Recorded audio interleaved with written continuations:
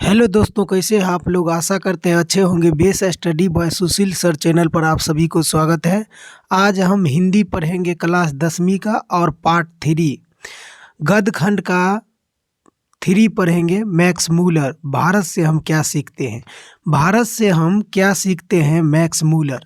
एक प्रकार इस प्रकार बोल सकते हैं, भारत से हम क्या सीखते हैं, मैक्स मूलर।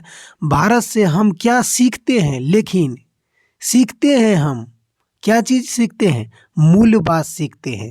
तो इससे क्या हो गया, मैक्स मूलर। तो भारत से ऐसे आप ट्रिक लगा सकते हैं। भारत से हम क्या सीखते हैं, तो क्या सीखते हैं, मूल बात सीखते हैं। तो क्या हुआ, भारत से हम क्या सीखते हैं, लेखक कौन है, तो मैक्स मूलर।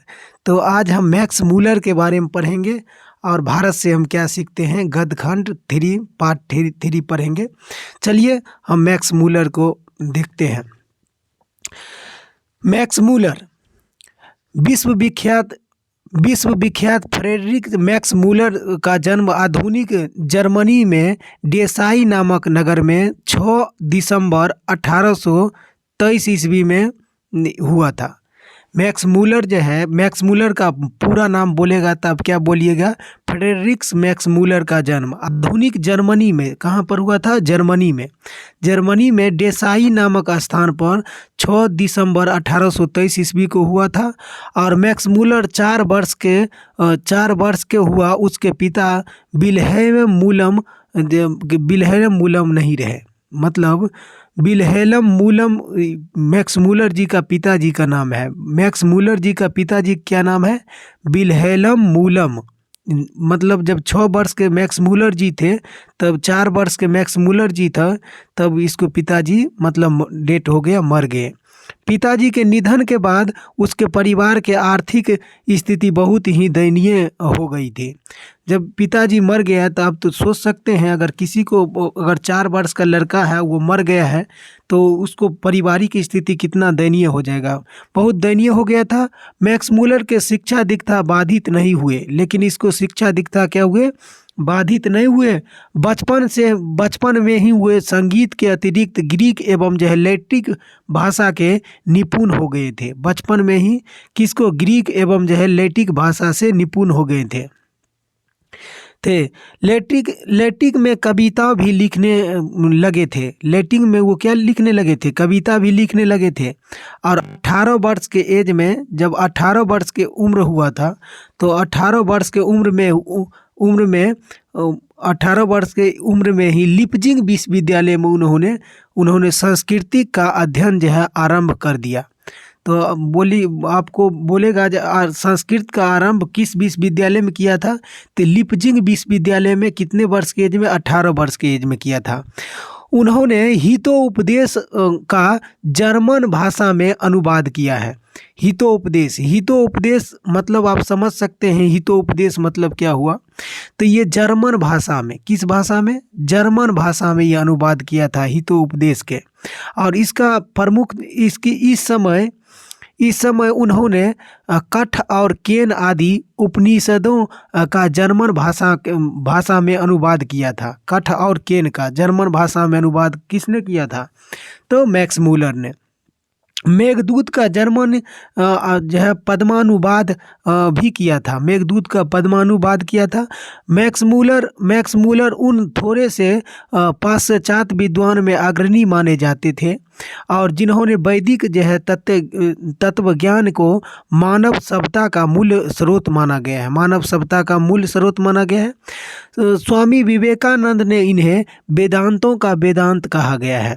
तो आपसे क्वेश्चन बनेगा, वेदांतों का वेदांती मैक्स मूलर को किसने बोला था, तो स्वामी विवेकानंद ने कहा था। उसका भारत के प्रति अनुराग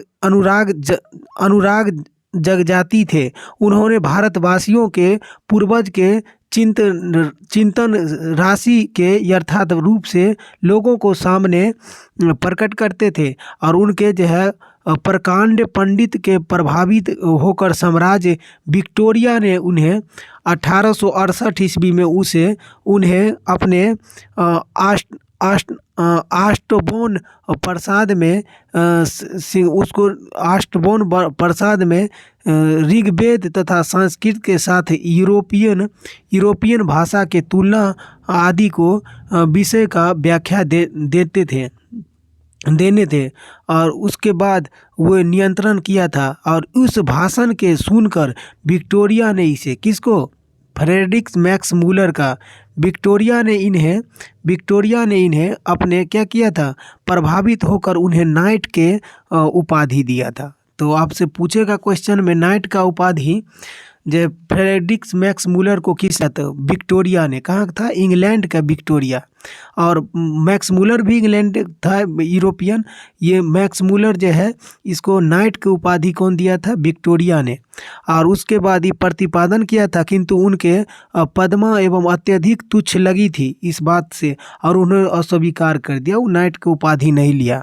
भारत भक्त एवं जो है संस्कृता अनुरागी के वेदों के प्रति अगाध अवस्था रखने वाले फ्रेडरिक मैक्स मूलर 28 अक्टूबर सन 1900 ईस्वी में निधन हुआ। फ्रेडरिक मैक्स मूलर का निधन कब हुआ, 28 अक्टूबर 1900 ईस्वी में निधन हुआ। इसमें प्रस्तुत आलेख द्वारा भारतीय सिविल सेवा हेतु चयनित युवा अंग्रेज अधिकारियों को आगमन के अवसर पर संबोधित भाषण के श्रृंखला की एक कड़ी थी और प्रथम भाषण का यह अविकल्प रूप से संक्षिप्त का संपादित अंश है, जिसका भाषांतर ये तो जर्मनी भाषा में लिखते थे क्योंकि जर्मनी थे, तो इसको हिंदी में रूपांतरित किया था डॉक्टर भवानीनंद त्रिवेदी। तो आपसे पूछेगा जो फ्रेडरिक मैक्स मूलर को हिंदी में मतलब रूपांतरित कौन किया था, वो लिखा था तो डॉक्टर भवानी शंकर त्रिवेदी ने किया था। और भाषण में मैक्स मूलर भारत के प्राचीन और विलक्षण का प्रतिपादन करते हुए नवगंतुक एवं अधिकारियों को यह बताया है कि विश्व की सभ्यता भारत की बहुत ही सीखने और ग्रहणीय करती आई है और भारत के प्रति ये बहुत स्मारक जताते हुए उन्होंने उनके लिए भी यह मैक्स सौभाग्यपूर्ण अवसर आज उतना ही प्रारंभिक है, बल्कि स्वदेश शामिल के विलोपन के इस दौर पर इस भाषण के विशेषण सार्थक है और नई पीढ़ी अपने देश तथा इसके प्राचीन सभ्य सांस्कृतिक ज्ञान साधन एवं प्राचीन वैभव आदि को महत्व जो है प्रमाणित ज्ञान प्रस्तुत भाषण के प्राप्ति किया है। ये बोला है जो भारत जो है ये भारत का दर्शन किया है, भारत का अच्छा देखा है। बोला दुनिया के सबसे अगर स्मृतिक देखा अगर अच्छा देश माना गया पूरे देश में तो वो देश कौन है, भारत में। भारत के सभ्य सांस्कृतिक सब को लेकर चलते हैं। चलिए भारत से हम क्या सीखते हैं, ये लिखे हैं मैक्स मूलर जी। हम रीडिंग करते भारत से हम क्या सीखते हैं, मैक्स मूलर। सर्वविध संपदा और प्राकृतिक के सौंदर्य में परिपूर्ण कौन सा देश है। यदि आप मुझे इस भूमंडल का अवलोकन करने के लिए कहें तो बताऊंगा कि वह देश कौन है, भारत है। मतलब कहने का मतलब हुआ सर्वविध संपदा मतलब संसाधन, सर्वविध संपदा से भरी हुई मतलब सबसे भरी हुई, अगर सबसे सभी विविधताओं के है संपदा सभी विविधताओं का संपदा मतलब सर्वविध हुआ। संपदा मतलब संसाधन। प्राकृतिक सौंदर्य परिपूर्ण कौन सा देश है, तो आप मुझे भूमंडल या अवलोकन करने के लिए कहें तो वो हम बताएंगे क्या है, वो भारत है। भारत जहाँ भूतल पर ही स्वर्ग के छटा निखर रही है एकदम। और यदि आप यह जानना चाहते हैं कि मानव मस्तिष्क की उत्कृष्टतम और उपलब्धियां का सर्वप्रथम हस्तक्षेप किस देश ने किया है, तो जिसने जीवन के सबसे बड़ी समस्याओं को विचार कर उनमें से कई एवं ऐसी समाधान ढूंढ निकाले हैं कि प्लेटो और जो है कांट जैसे दार्शनिक, ये सब वैज्ञानिक था। प्लेटो और कांट जैसे दार्शनिक का अध्ययन करने वाले यूरोपीय लोगों के लिए भी यह मनन है। ये यूरोपीय लोगों का क्या है? मनन है। और ये योग्य हैं। मैं जब भारत की यह नाम जो है लूँगा, मैं सब अगर सबसे बड़ा अगर यूरोपीय और जो है प्लेटो का बात करेंगे तो हम किसके नाम लेंगे? भारत का। आदि यूनानी, रोम एवं जो है सेमेटिक जाति के यहूदी को विचारधारा में भी सदा अवगाहन करते रहने वाले यूरोपीय को ऐसा कौन सा साहित्य पढ़ना चाहिए और जिसमें हमारे जीवन का अंतराल एवं परिपूर्ण और अधिक जो है सर्वगामी, अधिक विश्वव्यापी, यूँ कहें कि संपूर्णतः मानवीय बन जाते हैं। और यह जीवन ही क्यों अलग जन्म तथा सशक्त जीवन में सुधर जाए, तो मैं एक बार फिर भारत का ही नाम लूँगा। मतलब हर एक विविधता के शामिल करने वाला देश का अगर बात करेंगे, अगर परिपूर्ण समृद्धि, तो हम क्या बोलेंगे? भारत हैं। जो लोग आजकल के भारत के घूम कर आए हैं, उन लोगों के अधिकतम भारत के कलकत्ता, मुंबई, मद्रास ऐसे दूसरे शहरों में ही याद है। और जबकि मेरे अधिकतम ध्यान बच्चे सच्चे जो है अर्थों में भारत का नागरिक ग्रामवासी में होते हैं। बोल रहा है जो लोग आज कलकत्ता, मुंबई, मद्रास दूसरे शहर में घूमते हैं, उस सब को अधिकतम ध्यान है। लेकिन मेरे सच्चो हृदय में अगर बात करेंगे तो भारत के लोग कहाँ पर बसते हैं? गांवों में बसते हैं, ग्रामवासी में बसते हैं, गांव में बसते हैं। और वो हमेशा ही और वही रहता है, क्योंकि सच्चे भारत का दर्शन वहाँ हो सकते हैं। कहाँ पर? ग्रामवासियों में। जो 2-3 हजार वर्ष पुराना ही क्यों, आज का भारत भी ऐसा अनेक समस्याओं का भरपूर है, जिनका समाधान 19वीं सदी के मध्य यूरोपीय लोगों के लिए भी उतना ही वांछित है। और केवल हमारे पास उस भारत का पहचान करने वाले किष्ट एवं जो आवश्यक है, उस भारत का पहचान। और आज यदि आपकी जो अभिरुचि की जो है पैठ किसी विशेष क्षेत्र में है, तो उसके विकास एवं पोषण के लिए आपको पोषण में भारत के पर्याप्त अवसर मिलेगा। यदि आपने उस बड़ी समस्याओं को रुचि ली हो, तो जिसके बारे में अपने यहाँ के श्रेष्ठतम विचारक सोच विचार किया है, तो आपको अपने जो है भारत प्रवास को ज्ञान विज्ञान के क्षेत्र में निर्वाचन समझ लेने के लिए कोई आवश्यक नहीं है। यदि आप भूविज्ञान के रुचि रखते हैं, आज अगर आप भूविज्ञान के रुचि रखते हैं, तो हिमालय से लेकर के और कहाँ तक? श्रीलंका तक की विशाल भूप्रदेश आपके प्रतीक्षा जो है कर रहे हैं। यदि आप वनस्पति जगत में विचारना चाहते हैं, तो भारत में ऐसे फुलवारी हैं जो हरकर्स जैसे अनेक वनस्पति वैज्ञानिक को अनायास के अपनी ओर जो है आकृष्ट करते हैं। मतलब हर्ष एक वैज्ञानिक है, बोल रहा है किसी क्षेत्र में अगर देखिएगा तो क्या है, सब भरीपूर्ण कहाँ पर है? भारत में हर एक चीज़। यदि आपकी रुचि जीव जंतु में अध्ययन है, तो आपका ध्यान सीरीज हेकल की ओर जो है अवश्य होगा। और जो इस दिनों भारत के कांतरों की छानबीन के साथ ही भारतीय समुद्र तटों के मोती के जो है बीन रही है। भारत का एक निवास काल उसके जीवन के सबसे सुनहरे और सपने का सहायता जैसे है। यदि आपके निवंश विद्या भी अभिरुचि रखते हैं, तो भारत आपको एक जीता जागता संग्रहालय ही लगेगा।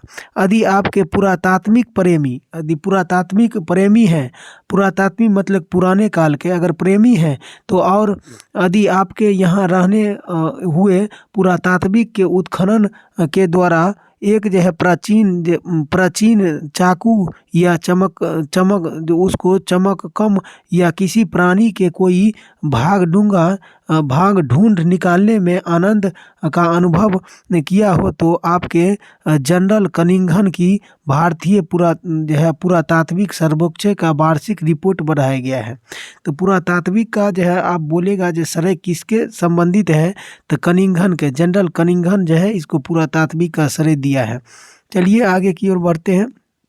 इसमें आप बोल रहे हैं यदि भारतीय पुरातात्विक सर्वेक्षण के वार्षिक रिपोर्ट पढ़ा है, यदि चाहते हैं कि जब भारत के बौद्ध सम्राट के द्वारा जो है निर्मित नालंदा जैसे विश्वविद्यालय अथवा बिहारों को धब्बेबाशेषों के उसको जो है खोद निकालने के लिए आपको जो है फावड़ा चतुर में उठाते हैं, तो यदि आपने मन के पुराने सिक्कों के लिए लगाए हैं तो भारत भूमि के में ईरानी, केरियन, थ्रोमियन, पारसिक, यूनानी, मैकेडोनियन और सर्कों और रोम आदि मुस्लिम शासकों के सिक्कों प्रचुर जो है प्रमाणित उपलब्ध होंगे। और जब आप वारेन हेस्टरी भारत का गवर्नर जनरल था, वारेन हेस्टरी, तब वाराणसी के पास उन्हें 172 जो है दारिस नामक सोने के सिक्के भरा मिला था। जब वारेन हेस्टरी क्या था, वारेन हेस्टरी के पास, जब वारेन हेस्टरी बोलेगा आपसे क्वेश्चन, जब वारेन हेस्टरी भारत का गवर्नर था तब वाराणसी में उसको कितना 172 जो है दारिस नामक सोने का सिक्का भरा एक घड़ा मिला था, कितना 172। और वारेन हेस्टरी ने अपने मालिक जो है ईस्ट इंडिया कंपनी को निर्देशक मंडल को सेवा में सोने के सिक्के के समझाकर जो है भिजवा दिए गए कि यह एक ऐसा उपहार होगा जिसका गणना उसके द्वारा प्रेरित सर्वोच्च दुर्लभ वस्तुओं की जानकारी जो है उसको जाएगी। और इसी प्रकार ये स्वयं अपने मार्मिक की दृष्टि में एक प्रकार का उदार और व्यक्ति के प्रमाणित करते हैं। एक प्रकार क्या है, उदार व्यक्ति का प्रमाणित करते हैं। अगर आगे की ओर बात करेंगे तो किंतु उन सभी दुर्लभ प्राचीन स्वर्ण मुद्राओं को यह निर्णित था कि कंपनी के निर्देश उसका ऐतिहासिक महत्व समझा ही नहीं पाए और उन्होंने उन मुद्राओं को गला डाल दिया। और जब वारेन हेस्टिंग्स जो है इंग्लैंड लौटा तो स्वर्ण मुद्राओं नष्ट हो चुकी थी। और अब यह आप जो लोगों पर जो निर्भर करता है कि यह आपका यह दुर्भाग्यपूर्ण घटना और भविष्य में कभी नहीं होगा। दैविक विज्ञान और भारत के प्राचीन वैदिक दैत्य विज्ञान के कारण जो नया प्रकाश पड़ा है और उसके फलस्वरूप संपूर्ण दैविक विज्ञान के नया स्वरूप प्राप्त हो गया है, किंतु बावजूद दूसरे के सच्चे दैविक विज्ञान की एक आधारशिला रखी जा चुकी है और यह विज्ञान के व्यापक रूपरेखा आदि निर्मित होती है। और यह कार्य जितने सही ढंग से भारत में हो सकता है अन्यत्र कहीं नहीं। नीति कथाओं के अध्ययन क्षेत्र में भी भारत के कारण नव जीवन का संसार हो चुका है, क्योंकि भारत के कारण ही समय समय पर नानाविध साधनों और मार्गों का मार्गों का द्वारा अनेक नीति कथाएं पूरब से पश्चिम की ओर आती जाती रहती है। हमारे यह प्रचलित कहावतें हैं कि दंत कथाओं का प्रमुख स्रोत अब बौद्ध धर्म का माना जाने लगा है, किंतु यहाँ भी अनेक समस्याओं ऐसे हैं जो अपने साधनाओं की प्रतीक्षा कर रही हैं। उदाहरण के लिए शेर की खाल जब गधा की कहावत है, और कहावत को लीजिए। और यह कहावत सबसे पहले यूनान के प्रसिद्ध एवं जो है प्राचीन दार्शनिक प्लेटो ने कहा था। कहाँ के? यूनान के प्लेटो ने कहा था। और जो है क्रेटिलर्स में मिलता है। और जो भी है तो यह क्या कहावत पूर्व से उधार ली गई थी। और इसी प्रकार हम न्यूले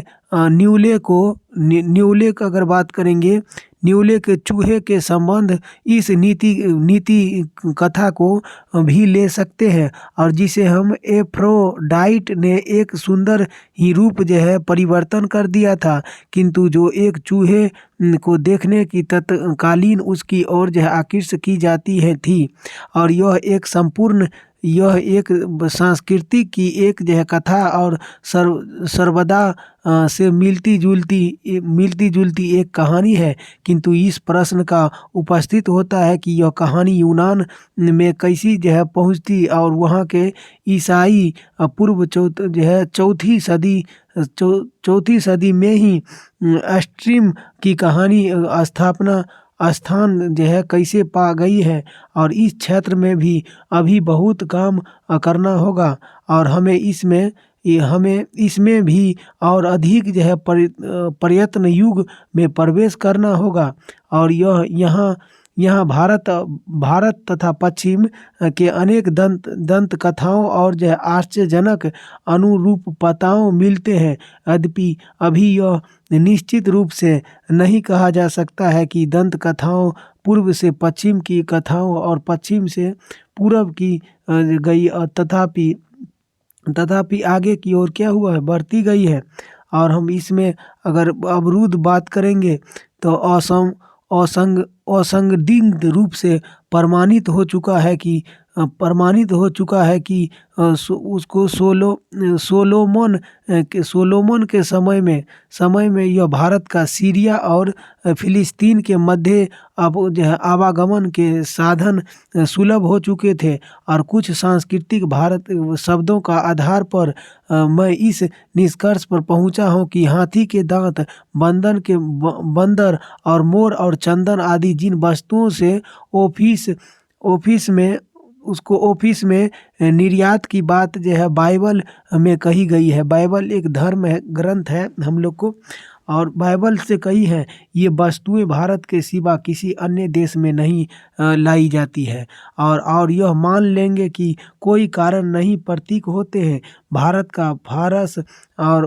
की फारस के खाड़ी और लाल सागर भूमध्य सागर के बीच में व्यापारिक संबंध कहीं बिल्कुल ठप हो गई था। और यहाँ तक के जो है शाहनामा के रचना काल 10वीं-11वीं सदी के में ही भारत के साथ जो है यूरोप के व्यापारी संबंध और बंद नहीं हुआ था।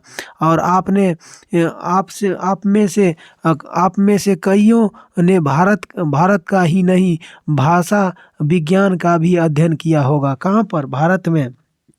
भारत के अगर हम बात करेंगे तो ये आपको क्या भारत से बढ़कर दूसरे कोई ऐसा देश दिखाई देते हैं? यहाँ पर केवल शब्दों का ही नहीं बल्कि व्याकरणात्मक तत्व का भी विकास और क्षय से संबंधित जो है भाषा वैज्ञानिक समस्याओं को अध्ययन का महत्वपूर्ण अवसर प्राप्त हो चुका है। यहाँ आपको आर्य, द्रविड़, मुंडा जैसे अनेक भारतीय भाषा जाति बोलचाल के भाषाओं का भी नहीं, यद्यपि इसमें साथ यूनानी,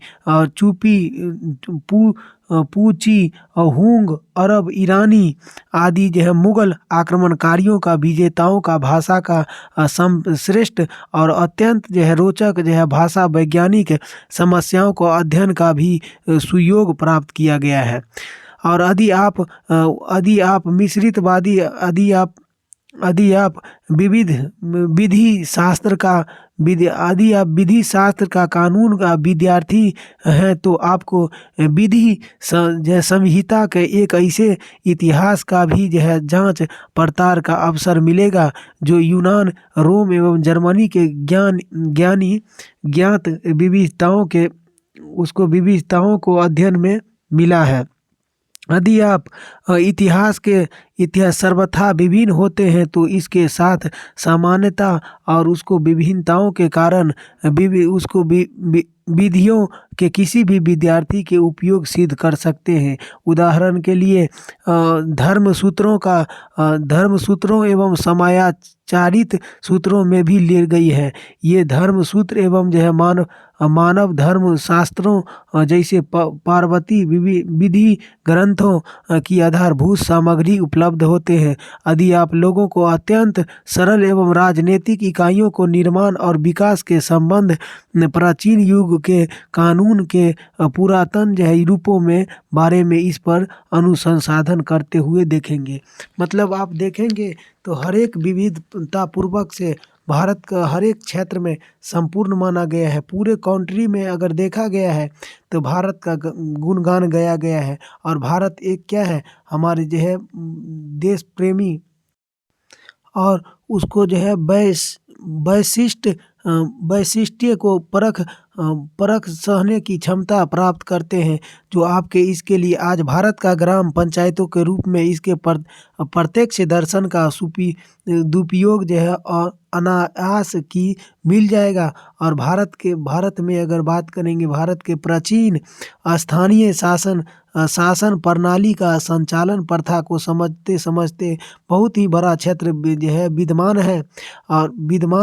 और भारत में धर्म और जो है वास्तविक उद्भव, उसके प्राकृतिक विकास तथा उसके अपरिहार्य और उसको क्षीयमान रूप का पड़ते परिचय मिल सकता है। और भारत ब्राह्मण एवं वैदिक धर्म के भूमि है। एक ब्राह्मण एवं वैदिक धर्म का क्या है, भारत का भूमि बताया गया है मैक्स मूलर। और बौद्ध धर्म की यह जन्मभूमि है। और पारसियों का जड़ ध्रुस धर्म और यह शरण स्थली है। आज भी यहाँ पर नित्य नए मत मान्यताएं प्रकट और विकसित होते जा रहे हैं। भारत में आपने आपको सर्वत्र एवं अत्यंत प्राचीन और सुदूर भविष्य के बीच खड़ा पाएंगे। और यहाँ आपको ऐसे दुअवसर में भी मिलेगा जो किसी पुरातत्व विश्व में ही नहीं सुलभ हो सका है। आज हम अगर भारत का बात करेंगे तो विभिन्न प्रकार के आज आप जो किसी भी ज्वलन एवं समस्याओं को लीजिए तो आप यह समस्याएं चाहे लोकप्रिय शिक्षा से हो, चाहे समृद्ध से हो, चाहे उच्च शिक्षा से हो, चाहे सांसद में प्रतिनिधित्व के बात अथवा कानूनी बनाने की बात हो, चाहे वो प्रवास संबंधित कानून हो अथवा अन्य कोई कानूनी मसाला हो, और उसमें जब सीखने का और सिखाने का योग्यता कोई बात क्यों न हो, भारत के रूप में आपको ऐसे प्रयोगशाला मिलेगा जैसे विश्व के अन्य कई जो है नहीं मिल सकता है। और सांस्कृतिक भाषा के द्वारा आपके चिंतन की ऐसी गंभीर धारण की अवगाहत का जो है अवसर मिलेगा जो अभी तक यह आपके लिए अज्ञात है। यहाँ आपके मानव जो है हृदय की गहनतम और सहानुभूति एवं उसको सदाशयता की जगाने वाले पाठ भी प्रमुख जो है परिमाण में जो है पढ़ने की मिल सकते हैं। और मानव मस्तिष्क के इतिहास में भी उसको अध्ययन में या यूं कहें कि हमारे अपने स्वरूप अध्ययन में अपने जो है अपने सच्चे आत्म रूप में पहचान करके देखें तो भारत का किसी भी देश के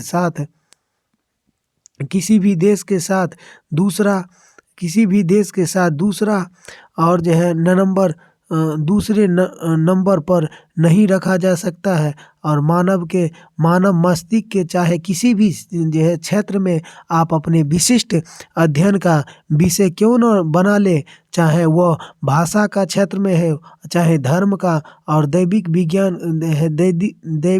विज्ञान का हो, और यह चाहे दार्शनिक, चाहे जो है विधि शास्त्र का, कानून का, अथवा रीति रिवाज एवं परंपराओं और प्राचीन कलाओं या शिल्पों, अथवा जो है पुरातात्विक विज्ञान का हो, इसमें प्रत्येक क्षेत्र में विचारक करने के लिए भले ही आपका चाहे या न चाहे आप भारत के शरण लेगी तो ऐसे ही होगा, क्योंकि मानव इतिहास में समृद्ध, अत्यंत बहुत बहुमूल्य और अत्यंत यह उपदेशिक और प्राचीन उसको प्रमाणित सामग्री का एक बहुत बड़ा भाग भारत ही है, और केवल भारत ही संचित है, और भारत को एक संचित है। यदि आप अपने भारत का इतिहास में किसी भी अध्ययन का यह समयवक अध्ययन और व्याख्या विवेचना कर ले, तो आप पाएंगे कि हमारे स्कूल, कॉलेज, पढ़ाई और जो जाने वाले इतिहासों में सब अध्ययन मिलकर यह क्षय के लिए ये उसके बाबरी रूप नहीं रख सकते हैं। और मैं अभी आज भी भारतीय साहित्य के चर्चा करना नहीं चाहती हूँ, किंतु भारत उस अत्यधिक प्राचीन भाषाओं के चर्चा करेगा जिसका नाम संस्कृत है। और अब यह आप जो है पूछेंगे कि संस्कृत में ऐसा क्या बात है, तो जिसके कारण हम उस पर इतना ध्यान न दें। ऐतिहासिक दृष्टिकोण से सांस्कृतिक सर्वतिशाली क्यों है, तो आधुनिक दृष्टि से बताया गया है। तो ये संस्कृत क्या है, एक सर्वशक्तिशाली और शक्तिशाली रूप में इसको रखा गया है। चलिए आगे की ओर बढ़ते हैं।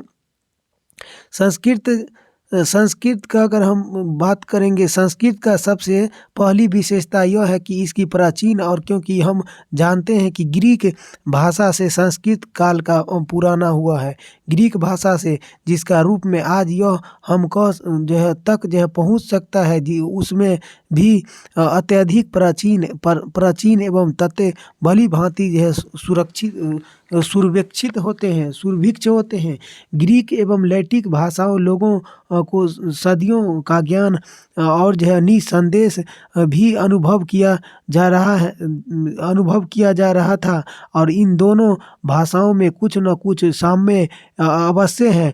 और किंतु जो है साम्य यह है कि इसका दोनों भाषाओं का विद्यमान समानता को व्याप्त कैसी जो है किया जाएगा। और कभी ऐसे होता है कि किसी ग्रीक शब्दों का निर्माण उसको प्रक्रिया में लैकिक एवं कुंजी माना गया है और जाता है, और कभी हम लैटिन शब्दों में रहस्य में खोलने के लिए ग्रीक एवं सहायता लेना पड़ता है, और उसके बाद भी गौथिक एवं जो है एंग्लो सैक्सोन जैसे ट्यूटेनियम भाषाओं के पुरानी एवं जो है कैटेल्य तथा असलाई भाषाओं का भी अध्ययन किया जाने वाले लगा। तो इस भाषाओं को किसी न किसी प्रकार का हम पारिवारिक संबंध स्वीकार करना ही पड़ेगा। और किंतु हम अनेक पॉइंट यूज बात करेंगे, तो किंतु इसमें इन जो है भाषाओं में इतना अधिक समानता कैसी आ गई है, और समानताएं का साथ ही साथ इतना अधिक अंतर भी है, इसमें कैसे पड़ गया है, यह रहस्य बन गई है, यह रहस्य ही बन रहा है। इसी कारण ऐसे अनेक अहेतुवाद उठ खड़े हुआ है, और भाषा वैज्ञानिक के मूल्य सिद्धांतों को जो है सर्वथा विपरीत है। किंतु जो हुई इस भाषाओं को बीच में संस्कृत आ बैठी है, तो तत्कालीन लोगों को एक जो है सही प्रकार से गर्मी एवं एहसास होने लगते हैं और इसी से भाषा का उसको पारिक और संबंध में स्पष्ट हो गई है। निश्चित ही संस्कृत इस सभी भाषाओं का अग्रज है। जितने भी भाषा बोले जाते हैं, अगर भारत में बात करेंगे तो 22 गो भाषा को मुख्य रखा है, लेकिन अनेक भाषा बोले जाते हैं। तो इस भाषा का सबको अग्रज, सबसे बड़ा अगर भाषा का रखा गया है, किसको रखा गया है? संस्कृत का। और उसमें हमें ऐसे बहुत से बातें ज्ञान हो सकती है। इस परिवार में किसी अन्य भाषाओं को सर्वथा भुला दिया गया तो यदि आग के लिए संस्कृत और अग्नि और जो है लैटिक इंगित या एक अन्य शब्दों मिल जाते हैं तो उसको निभरता रूप से उसको निष्क्रिय निष्कर्ष या पहुंचता है कि एक दूसरे को अविभक्त आर्य के अग्नि के का ज्ञान हो चुका है। अग्नि का आर्य से क्या होगा? अग्नि का ज्ञान हो चुका है। और साथ ही साथ उसको लिथुआनिया और उगनीस आदि स्लोवाकिया भाषा में इन इंग्लो शब्द का दार्शनिक एवं स्लाइड या ट्यूटेनियम भाषा में इसका अर्थ परिचित ही था। भले ही वहाँ पर कालांतर में अग्नि के दूसरे शब्दों को क्यों न गढ़ गया हो और दूसरे वस्तुओं के सामने शब्द भी मर मिट जाते हो। और यह बता पाना सरल नहीं है कि कोई शब्द अगर किसी एक भूभाग में क्यों और कैसे पनपता है रहता है, जबकि दूसरे क्षेत्र में यह शब्द दुर्भाग्य समर्थन और लुप्त होते हैं। और कल्पना कीजिए कि यदि हम यह जानना चाहें कि आर्य लोग अनेक शाखाओं के विभक्त से पूरे पूर्व चूहे के बारे में जानते थे, तो आज नहीं हम आर्य भाषाओं में शब्दकोश देखते हैं तो हम पाएंगे कि संस्कृत में यूस ग्रीक मूल और लेटिक से स्लोवानिया और माइन के पुरानी उच्च जर्मनी के मुद्रा कहते हैं। इसको हम क्या बोलते हैं? जर्मनी का मुद्रा कहते हैं। और इसके अनुसार प्रारूप करते हैं तो इसमें जो है निष्कर्ष यह पहुंचता है कि उसके प्राचीन युग में भी जिनकी काल एवं गमन हम अपने नई अपितु भाषाओं एवं तिथि क्रम के आधार पर हम करते हैं तो चूहा ज्ञान होता है, उसका मूस नाम से हम दिया जाता है ताकि किसी भी अन्य कीट पतंगे के साथ इसका पहचान में कहीं कोई जो है घपला न हो सके। और इसी प्रकार पुराने तत्व पत्थरों और कांच के टुकड़े में कोई जोड़ कर बनाए गए उसको पच्ची कारी नहीं कह सकते हैं। चलिए, और इसमें हम और आगे की ओर बात करेंगे तो इसमें चिंतन और जो है चित्र के भांति आर्य के विभाजन से पूर्व ही सभ्यता और संस्कृति का अथवा उसको जो है कमोवेश एवं जो है परिपूर्ण चित्र बनाया जा सकता है और बनाए जा सकती हैं। और इतना ही क्यों नहीं, भारत या यूनान, इटली और जर्मनी बिखरे पड़े जो है अवशेषों के आधार पर आर्य के जिस मूल भाषा का ढांचा गढ़ा किया गया है वह उसका लोगों को अत्यधिक दीर्घकालीन एवं जो है चिंतनीय प्रक्रियाओं की ही उपलब्धियां हैं। अब आप ही अंदाज लगाए कि संस्कृत, ग्रीक एवं लैटिक इन तीनों भाषाओं का एक सामान्य मूल एवं उद्गम स्रोत तक पहुंचने के लिए हमें जितने पीछे हटाया होगा, इसी प्रकार हम उसको समलीन स्थलों पर पहुँचे जाएंगे।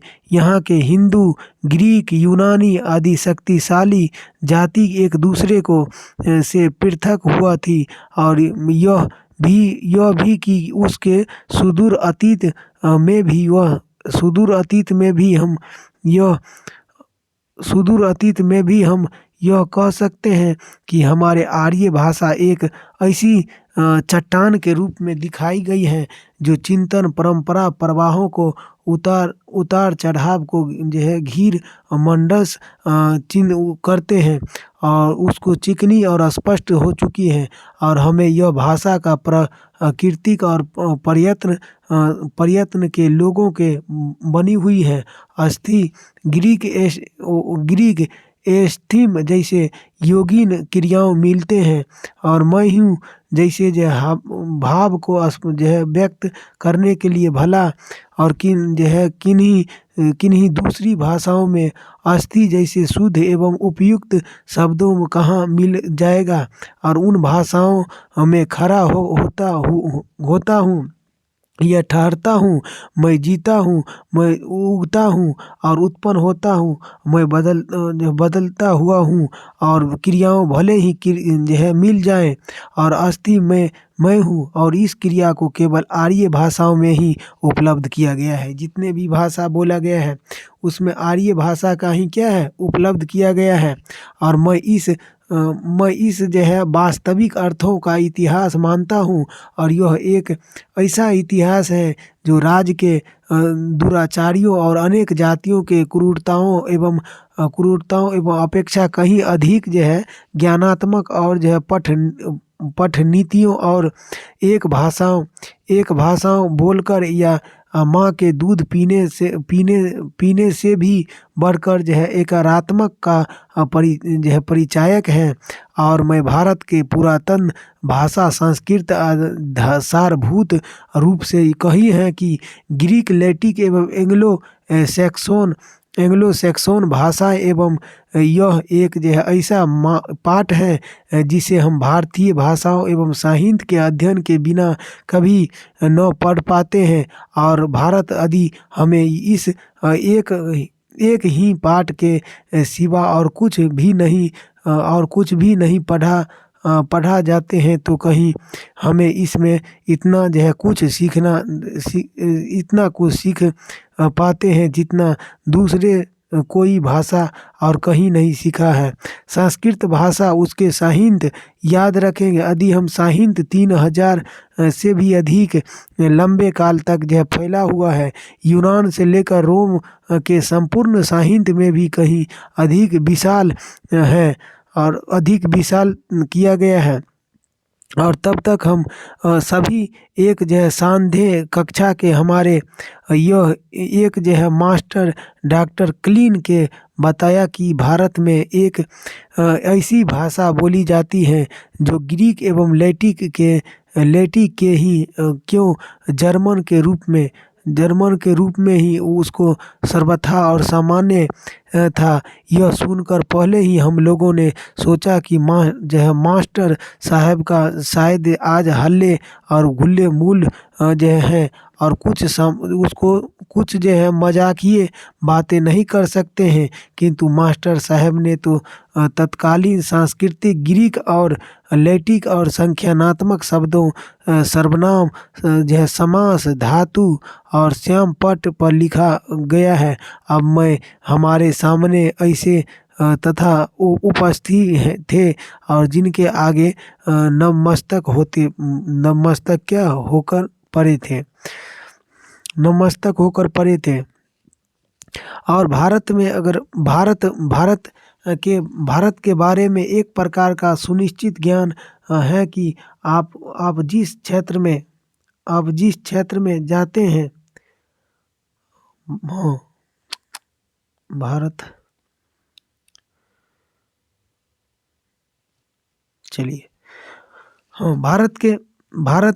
भारत के बारे में एक प्रकार का सुनिश्चित ज्ञान है कि मैं आप मैं अपने व्यापक एवं जो है इतिहास का ज्ञान के लिए आवश्यक जो है मानता हूँ। भारत के साथ हमारे परिचय के फलस्वरूप आज यूरोपवासियों की धाराएं उसको धारणाएं बदल चुकी हैं और बहुत विस्तृत हो गई हैं। अब हम यह जान लगे हैं कि जैसे पहले समझा जाता था और वास्तव में हमें अपने को जो है कुछ भिन्न है। कल्पना कीजिए कि किसी छोटे छोटे प्रबल और भूगोलिक उतार चढ़ाव के कारण स्थूल के कारण विभिन्न प्रकार के स्थूल के कारण सभी जो है अमेरिका के लोग अपने अंग्रेजों मूल एवं सार्थक सर्वथा भूल जाएंगे और 2-3 हज़ार वर्ष बाद उन्हें आकस्मिक मालूम हो जाएगा कि जो है 17 सदी में ऐसा ही भाषा एवं उसका जो है साहित्य विद्वान था और आश्चर्य विभूति होकर संस्कृत की खोज से हमारे लिए आज ऐसे जो है ठीक वैसे ही स्थिति उत्पन्न हो गई है जिस प्रकार होना चाहिए, जिस प्रकार स्थिति में रहते हैं हम लोग। और इसमें विद्यमान स्थिति के उत्पन्न होने के कारण इसके कारण हमारे ऐतिहासिक चेतना में एक नया उदार अध्ययन जुड़ गया है और हमारे भूले बिखरे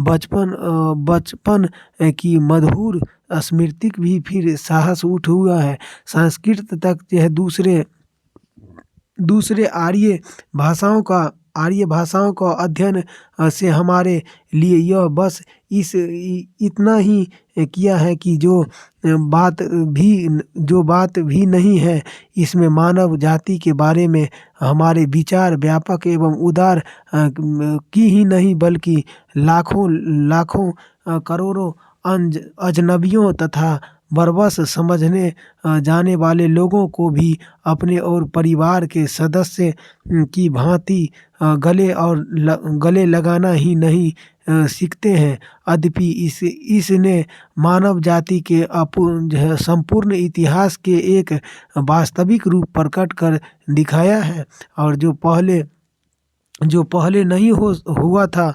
भूवैज्ञानिक के अध्ययन के हम बात करेंगे तो भूवैज्ञानिक के द्वारा हमें अब तक जो निष्कर्ष निकलते हैं वो संस्कृत की सहायता से बिना कदापि नहीं प्राप्त किया जा सकते हैं। और आज हमारे इतिहास का यह अध्ययन और रत्न मानव को अपने पूर्व को अपने वास्तविक पूर्ण को पहचानिए और इस फ्रेड उक्ति में क्रियान्वित कर सकने योग बनाइए और इस प्रकार मनुष्य इस विशाल में अपना वास्तविक स्थान एवं निश्चित कर पाता है और जो यह जान लेता है कि उसके अपने जीवन यात्रा कहाँ से आरंभ हो गया था और उसे कौन सा मार्ग अपनाना है और कहाँ पहुँचाना है। तो हम कह सकते हैं हम सब पूर्व से ही आते हैं कि हमारे जीवन में जो भी कुछ अत्यंत मूल्यवान है वो हमें पूर्व से मिलता है और पूर्व को पहचान लेने में ऐसे प्रत्येक व्यक्ति को जिसमें इतिहास के वास्तविक और शिक्षा कुछ लाभ उठाते हैं। भले ही पर्चव्य विद्या विषाद न हो तो हम अनुभव अध्ययन होगा कि नानाविध सांस्कृतिक में भले ही पुराने पर भी पुरानों पर अपने आप क्या करते हैं समर्थन करके अपने पुरानों पर की जाती है।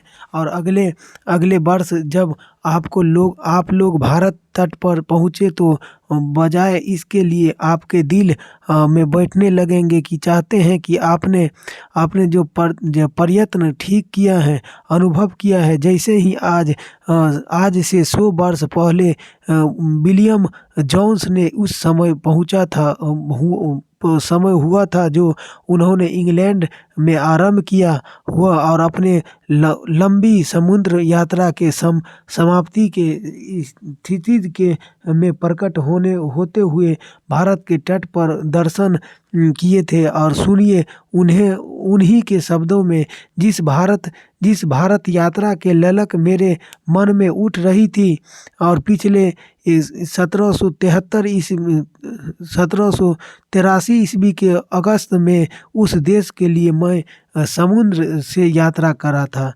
कौन किया था? ये समुद्र की यात्रा किया था। और विलियम जोन्स, और यह जो है 10 संध्या पर दिन भर से देखे दृष्टि एवं 5 जो है तार जांच पड़ताल करते हुए मैंने भारत में जो है